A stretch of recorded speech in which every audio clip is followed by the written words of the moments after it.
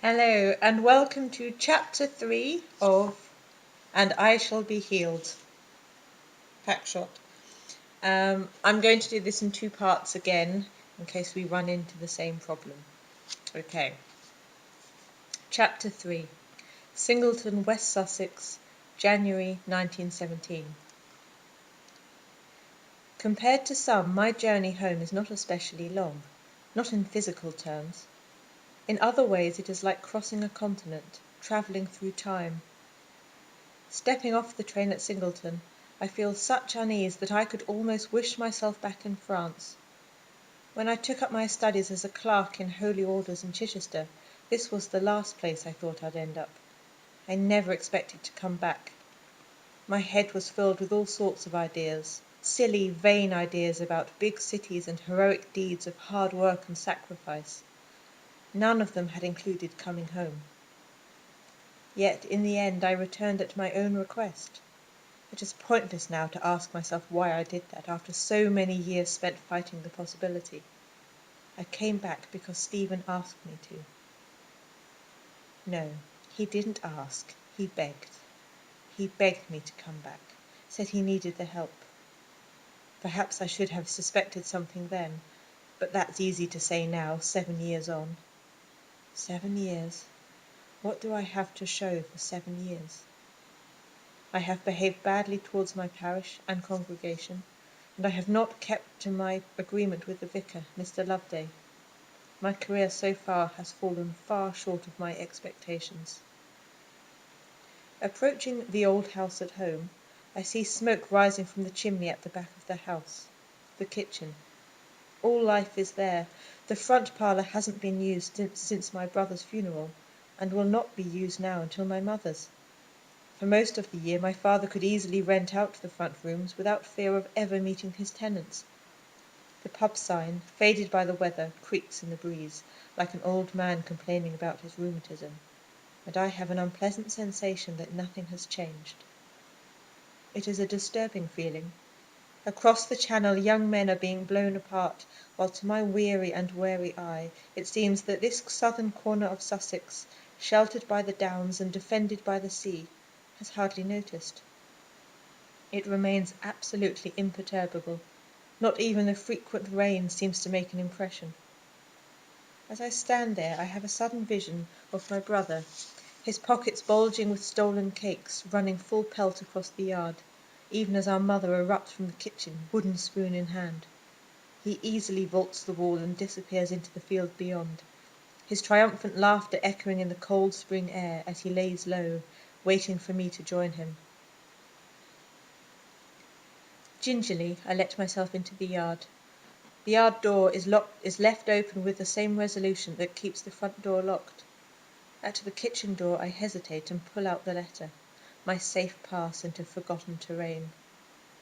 It is impossible to predict how my father will be feeling, and I want to be prepared in case he should be in need of comfort, though whether he'd welcome it is a different matter. At a second reading, the tone of his note surprises me.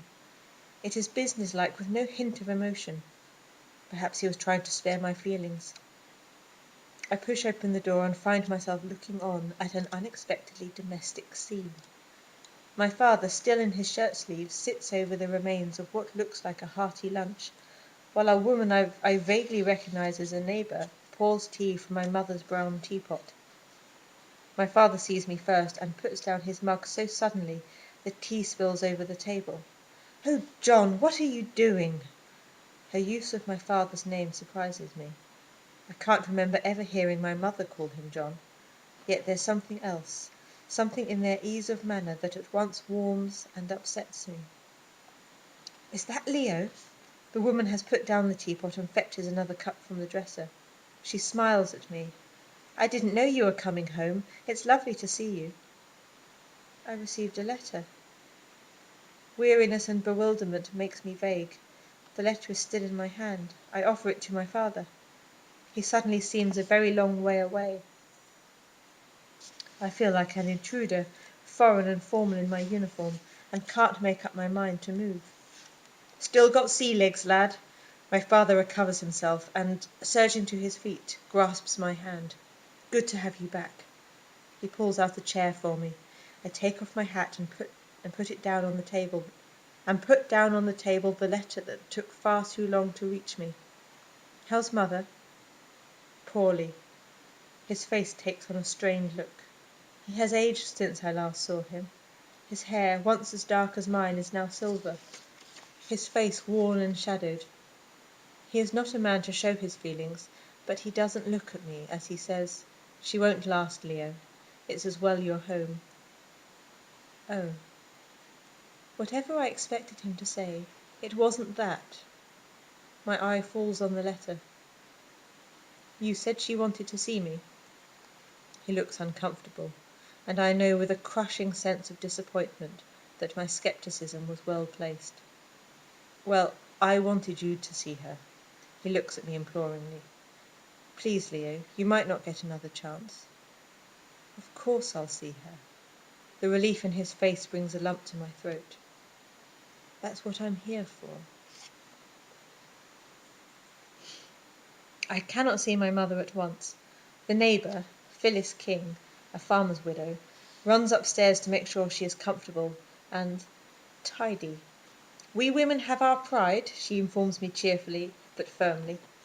It becomes clear that Mrs. King has taken over the daily care of my mother, and that no one, not even my father, can gainsay her. She reports that my mother is asleep, and so I wait downstairs with my father. Neither of us has much to say to the other. We sit silently in the kitchen, listening to the range fire dying, while the light goes from the day. We are both beginning to doze when Mrs. King comes to tell me that my mother is awake.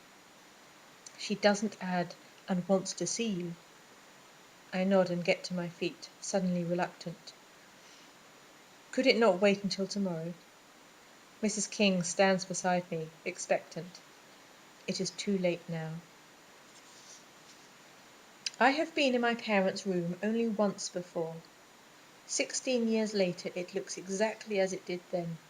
The only thing that has changed is the woman in the bed. She lies pale and motionless against stained pillows. The woman I remember was never still. What strikes me, however, is her hair. Having only ever seen it pinned up, I had never realized that it was so long, so beautiful. Grey is beginning to take over the brown gold, but still it shines in the light of the lowering sun, bestowing upon my mother's failing body all the majesty and regret of the winter sunset. I stand hovering at the foot of the bed, reluctant to break this almost sanctified silence, when she stirs. She turns in the bed, sees me, and smiles. There you are. Her voice is hoarse from months of coughing, but there's no mistaking the warmth in it. Weak with astonishment, I open my mouth to reply, but she goes on without a pause. I haven't seen you for such a long time. I thought you were angry with me. I have missed you so much, but here you are at last. I always knew you would come back to me. She struggles to raise herself up in the bed, craning her neck, and I step forward so she can see me better. What she sees seems to please her, for she sinks back into her pillows with a sigh. You have grown into a handsome young man, just as I knew you would. I am so proud of you, my boy, she sighs. My obedience. At the word obedience, I almost laugh out loud. Fool, she's not speaking to you. It's someone else she wants, someone who has been gone these 16 years. She hasn't seen me at all. A callous self-mockery forces me to approach her. I even sit in the chair beside the bed and take her hand. I wonder if I can reach her through her delirium, and know it is cruel even to try. But there's a part of me that's still 12 years old, and selfish. Mother? She instantly snaps out of her dreamlike trance and tries to tug her hand back. Who's that? Her eyes search the empty room. Where's Jack? I hold on to her hand. It's Leo, Mother. Jack's gone. Her eyes seem to clear, and she snatches her hand away with unexpected violence. What are you doing? Haven't I told you I don't want you touching me? Mother, please. Get away from me, Leonard. What are you thinking, coming here? She leans away from me as though she feels threatened. I obediently move my chair backwards. Father asked me to come, I tell her. I got leave to come home. To watch me die, my mother says bitterly. Well, you've seen me. You can go now. There is no reason for you to linger. Is there nothing you want to say to me, mother? I persist, knowing even as I do so that she will never tell me what I need to hear. Like what? Well, I had hoped that you wanted to see me. No. Mother turns away from me and starts to cough. Why don't you go and ask if your father needs any help, or do your holy orders forbid you doing menial work? We have had this conversation before. It is pointless to go over it all again. I stand up. Goodbye, Mother. I hesitate a little, but she doesn't turn around. Close the door on your way out. My father is standing outside the door. It is clear that he heard the exchange, because as I get to the top of the stairs, he reaches out to me. I shake him off. Is this what you brought me home for, Dad? There are tears in my eyes, but I take refuge in anger, comforting, ungodly anger. You know, Dad, over there I am of use. Coming over on the boat today, there was a lad who had seen his cousin blown to bits. Still retching with the memory of it he was, and frantic about facing his aunt. It was me he spoke to, Dad, me. I listened to him. I listened and kept listening until he didn't need to tell me again, until he was able to sleep. My father moves only to put a hand on my shoulder and to tell me he's listening. As just like that boy on the boat, my words tumble out of me beyond my control. But here or there, it doesn't matter what I do, does it? She will never see me as anything other than a reminder of the better son she lost. It's not my fault he died, Dad. I miss him too. I'm sorry, Leo. No, it's all right. Suddenly my anger evaporates, leaving me with nothing to show for it but an incipient headache. I should have known better. With a sigh, I turn away and start down the stairs. I'm going for a walk. All right, lad, he calls after me. Don't go too far, you've had a long journey. Down the stairs, out through the yard, and into the street. It's dark now, and feeling as though I have been holding my breath for too long, it is a relief to be outside again, to be able to walk without being seen. After a few minutes I stop to light a cigarette and sit down on a low wall, breathing in the scent of sheep and wood smoke on the damp air. My mind is heavy and blank.